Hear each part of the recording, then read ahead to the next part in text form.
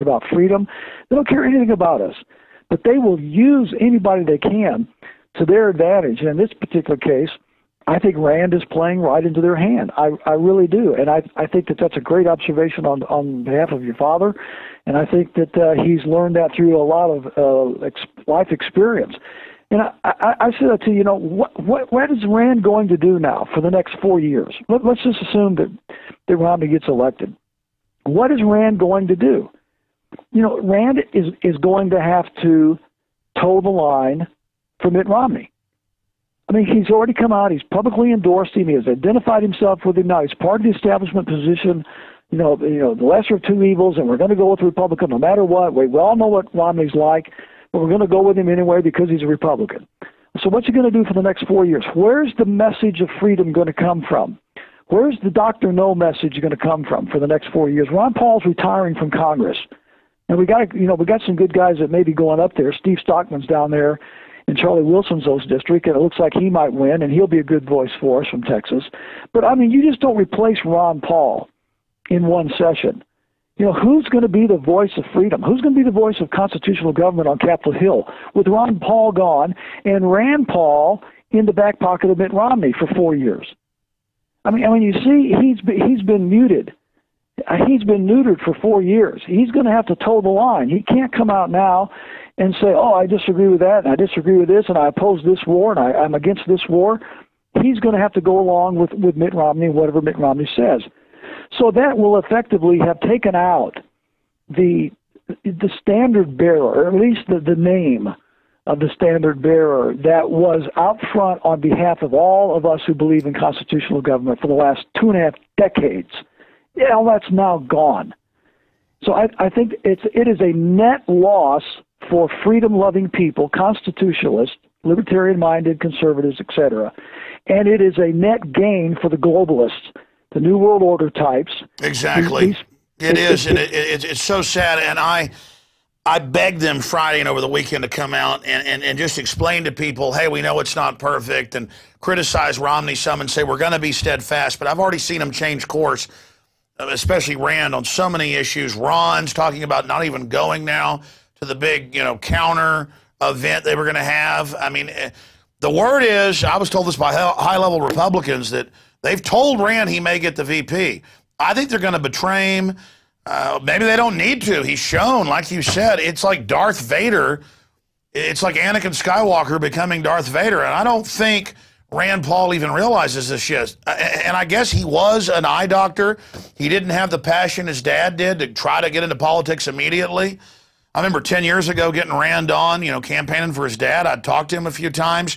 And I'm talking about it so much because it's a lesson to us all that you can't trust in any man. You could have a brain aneurysm. They could put you on drugs. They could put a copycat out. They could threaten. Everybody's got a lever. And so I think at the end of the day, you can only trust in God and trust in the basic Bill of Rights, Constitution. But I mean, just imagine George Washington compromising with King George. Imagine Ron Paul not endorsing Pastor Chuck Baldwin 4 years ago, but endorsing John McCain. I mean, it's just such a departure from what we knew. And now to be told we should grow up and we're stupid, because that's the new thing being put out by their surrogates. I mean, no, I'm not stupid. I get the game, like you said, but Ron Paul and Rand Paul were supposed to be different. And they say, oh, no, Rand's not Ron. Really? The fundraiser stuff I got in the mail, the money I gave him said he was. Pastor, Dr. Baldwin, go ahead. I'm sorry. Yeah. No, you're right. And that's what, to me, makes it more tragic, is the fact that Ron is not going to be in Congress next session. If he were still going to be up there with that bully pulpit of his, at least that voice for freedom and constitutional government would still be coming out of Washington, D.C. from Ron Paul. But he's retiring. So his voice is not going to be up there anymore. And Rand now is going to be muted by the fact that he's supporting Romney. So he won't be able to exercise, those convictions and principles of constitutional government, even if he really in his heart believes them. He's now committed to Mitt Romney, and he knows that, and he made that decision. So that's why I'm saying that this leaves us without a real voice and leader in Washington, D.C. for these issues. And I'm not willing to. At this point, I'm not willing to suggest that Ron Paul is a part of this in the sense that he's going to come out and endorse Romney at a later point. I will tell you that I will be the most shocked person on earth if Ron does that. I don't believe he will. Yeah, he might as well commit seppuku. He might as well commit political suicide on air if he thinks of doing that. I totally agree with you. But in a way, this shows us that we've got to individually take over our local towns and cities politically, as you're doing there in Montana, educating people instead of just fighting in Washington. But this is like biblical. This is like a biblical story. I mean, the way this is happening, truth is stranger than fiction. Well, one of the things that happens when a nation goes into judgment is that God takes away the leaders. I mean, the true quality leaders, men of integrity and power and so forth. And, we'd kind of hope that Rand would be the guy that would, at Washington, D.C., that would take the Ron Paul revolution and continue to build it. But obviously now we know that he's not going to do that. He has already, in effect, dismantled the Ron Paul revolution to some degree. To what degree, we don't know yet. Given up his birthright. Yeah, he did. Okay, that's a good way of saying it. I think so. I think he gave up his birthright. It's totally biblical. I mean, I'm not just saying this because you're a pastor. This is just striking me like Shakespeare or the Bible. I mean, it's so intense to watch. He's got all this real righteous power built up and all these people totally behind him. And then he does this. Everybody gets mad. And they're like, why are you upset? I'm just compromising. And it's like, well, your father didn't do that. And he says, I'm not my father. And then he's upset that we're like, okay, I guess you're not. I mean, what do you expect us to do? Well, like I said, when he was first elected, in my mind, in my heart, I just had a suspicion that he didn't share his father's convictions. And it was just a gut feeling more than anything. And I was willing to give the guy time and wait and see. I mean, I was very hopeful that he did. But there was just something in my heart that just made me wonder. And, of course, now then I realized that my gut instinct was right. But I think it's important that for the people that really believe in constitutional government, that we stick with the message, regardless of who the individual leaders might be that kind of rise to the top at whatever level to be the spokesman. And, Ron has said many times, it never was about him. It's always about the message. It's always about freedom. It's always about Constitution. It's about liberty, etc. He said that how many times? And it's true. It is. So, we're now at a passing of the torch kind of era in our country. And I think, the torch at this point is going to be passed to all the rest of us.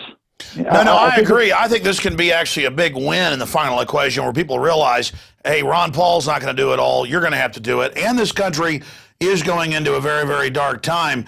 But getting back to the biblical angles from this, because I want to talk about your book, some Romans 13, that we provide and sell at INFOWARS.com, and I have a few other questions for you here tonight. But who was the disciple who denied Christ multiple times before the cock crowed? Thomas. Yeah, so the doubting Thomas. I mean, again, I hate to keep comparing it to that historically, but maybe Rand Paul is going to change. I mean, we don't know, and I think the pressure that we put on him or the points that we put in front of him may actually have an effect. But my gut does say that he really believes the decision he's made is the right one. I think you're right. I think he will stand by the decision he's made. I would not look for him to recant what he's done. So I think that part of it's been settled. When he made his decision, I think he knew what he was doing, and he was bound to stick with it. I don't see him recanting that decision in any shape, manner, or form. When you watch the Sean Hannity, at first he talks real slow, like he's about to jump off a cliff, and then you could tell he was not enjoying it, and that was worse. I mean, I say he's a good guy, and of course we're analyzing this, but I mean, he really hesitated. His body language was he didn't like saying that. It would have been better if he really believed it. I mean, do you agree with that statement? Well, Alex, when a guy says, does he really believe? I mean, he's done what he's done. For his sake, I hope he kind of believes what he's done, because if he's deliberately done what he knows to be the wrong thing to do, then I pity him. I pity his soul. I pity his conscience. I pity his relationship with God. I hope he believes he's doing the right thing, or he wouldn't do it. I mean, God help him if he knows in his heart of hearts that he's doing the wrong thing and he's doing it anyway. Well, to be clear, I mean, what I got from the body language that was pretty clear is he consciously, intellectually, he's made excuses and thinks it's the right thing to do. But you could tell his gut when he said it. I mean, it was I'm gonna endorse Mitt Romney. I mean, he could barely say it. I don't know. I'm overanalyzing it. Well, the die is cast, as they say. I want to get into Romans 13 with you, Pastor, but I have a list of things, just quick points. I'd like to get a minute on each point from you and then find out what's most on your radar screen. Obviously, the Rand Paul thing, because we've been talking 35 minutes about it. What do you make of the announcement of drones armed against us, NDAA, secret arrest, Congress being told the UN and NATO are in charge of our military? I mean, everything you talked about 15 years ago, I talked about 15 years ago, that G. Edward Griffin talked about 30, 40 years ago, Ron Paul talked about, I mean, it's all happening. All those old-timers that had accurately gauged what was going to happen, had the sources, it's really been proven. And even though I knew it intellectually, to watch it all coming to pass, to watch the world government being announced, I mean, these are amazing times. So what's your view of the world right now on those points I just brought up? I think it's increasing exponentially. It's no longer a secret. We've got, 30,000 drones that have been ordered that are going to be flying over the continental United States of America, and that many of these drones are going to be armed with more than just cameras. They are going to be armed with munitions. I mean, we've got the NDAA still in effect, even after a federal judge in New York ruled that the indefinite detention provision of NDAA is not constitutional. In spite of that, the Congress, the very next day, went ahead and reauthorized NDAA for the year 13 and included the indefinite detention provision of NDAA. That was after a federal judge in New York City ruled the day before that provision was not constitutional. The Congress turns right around the very next day and reintroduces it to NDAA 13. So, I mean, it doesn't matter whether you're Republican or Democrat on Capitol Hill or in the White House. This bent toward a police state, toward this global governance, and turning our military. Now we've got the U.S. Army Chief of Staff is on record as saying that it's up to the U.S. Army to facilitate domestic law enforcement against American citizens. Yeah, that was put out by the Council on Foreign. So we have members of the government that's coming out, head of the Army, saying in the CFR, we're foreign commanded and we're going to have local military respond for the police. Exactly. I mean, it's all going into hyperdrive. Why? Well, because I think they know they've got the momentum, and I think they've got the opportunity that they haven't had in probably ever. Start to say in decades, but ever. I don't think they've ever had an opportunity like they have today to go ahead and implement all these things that they've been trying to implement for how long? How long has this been going on, Alex? I mean, this is going on for decades and decades. And what, behind the scenes quietly, exactly, this giant secret program is now decloaking, which means they're about to launch it. Is it stage terror, bioweapons? I mean, clearly they want war with the people. What is it they've got planned that's so horrible they know we're going to resist, and they've got to have all this ready? I mean, wow. Yeah, well, that's the question that none of us know. But the fact is, all of the handwriting is on the wall. I mean, you don't have to be a brain surgeon to figure this out here. I mean, you've got a federal government that is in positioning itself to